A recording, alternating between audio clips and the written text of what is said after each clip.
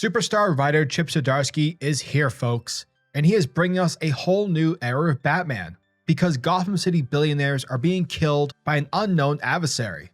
Will the Dark Knight be able to solve this bloody mystery, or will his nightmares become the end? Batman issue 125 gave us the beginning of Chip Zdarsky's era of Batman comics. And I gotta say, from a guy whose work I first read from all the way back in 2015, that being his Howard the Duck series at Marvel, which turned out to be amazing, which is also crazy given the fact that that character is a joke, I'm not at all surprised with how great the first issue of Batman turned out to be. Batman is back being a detective, and it seems that with Chip Zdarsky being the head honcho of the Batman title, we won't get any weird dread-up plots or takes like from James Tynion's run, or the abrupt and fast-pacing Abyss storyline that we got with Joshua Williamson.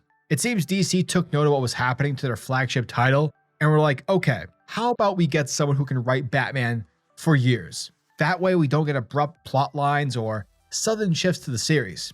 And that's something a comic book publishing company should probably do. So yeah, kudos for DC for actually fixing the situation.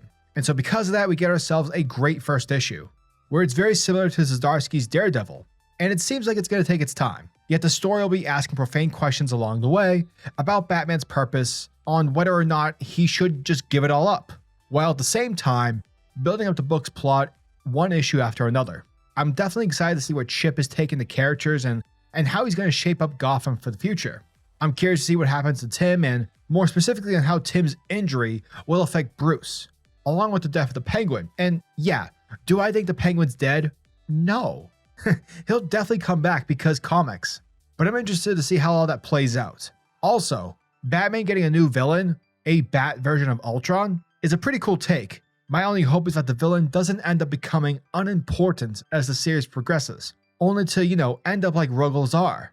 But obviously, not to that extent, because that character sucks. Justice for Rogol-Zar, please. Luckily, I think Zdarsky has a skill when it comes to writing new characters, and he's pretty tame about it. He never does it in a forced manner, so I am more hopeful that this failsafe villain will challenge Batman in a very interesting way, and not just be this overpowering character who will be so powerful, fuck you for even trying to beat me. The book's art by Jorge Jimenez is fantastic, and it fits perfectly with the tone of the book is taken. Obviously, in my opinion, Jorge Jimenez's art was the best part in Tynion's time in the book, especially during the Fear State, which was just a terrible event. But his work is completely different here. Rather than the cyberpunk landscape from the previous issues, this is definitely more of a grimy boots on the ground take on Gotham, which is great. And honestly, that will always be my version for Gotham City. A city that's filled with panels that are filled with rain, and it's basically straight out of a noir film, very much like Seven, which I know it's a very overused statement, but it's true. And yet, it's beautiful at the same time. Overall, this was a great issue. If you are a fan of Chip Zdarsky's Daredevil run, then this could be the Batman series for you. Now, to be fair, the issue didn't blow me away. However, I am interested, and I definitely want to know what's going to happen, and I cannot wait to see how Chip builds his take on the main Batman title. Batman issue 125 gets a solid 8 out of 10.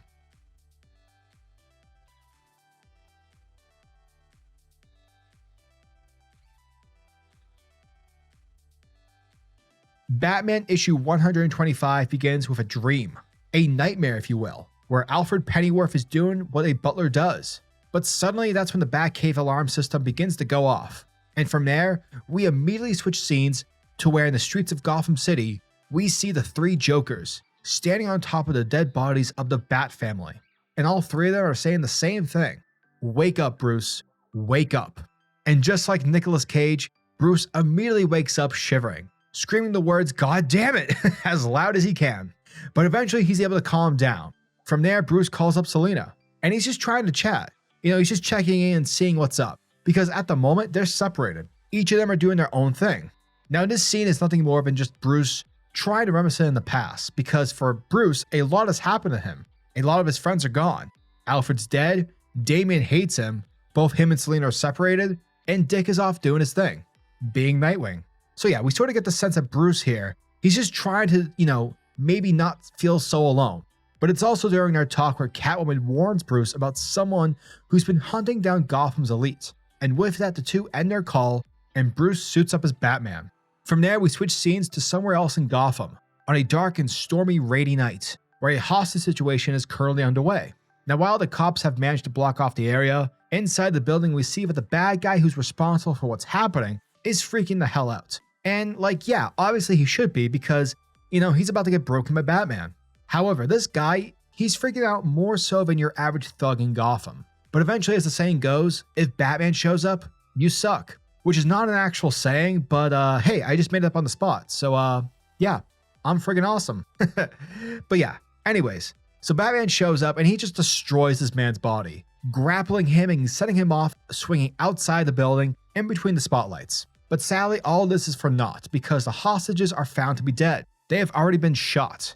And so with that, Batman crashes through the window and grabs the man by the shirt, demanding to know who sent him. Who hired you to kill Colin and Clara Fitzroy?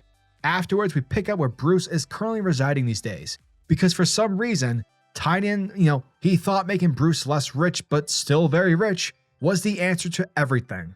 By the way, what a weird run. like what the fuck? Anyways, now what's happening here is that Batman is watching some footage of the Penguin, who's broadcasting a warning to all the rich people in Gotham, because according to Cobblepot, he's never been liked by the elite. And the difference between the rich and the Penguin is that he's earned his keep.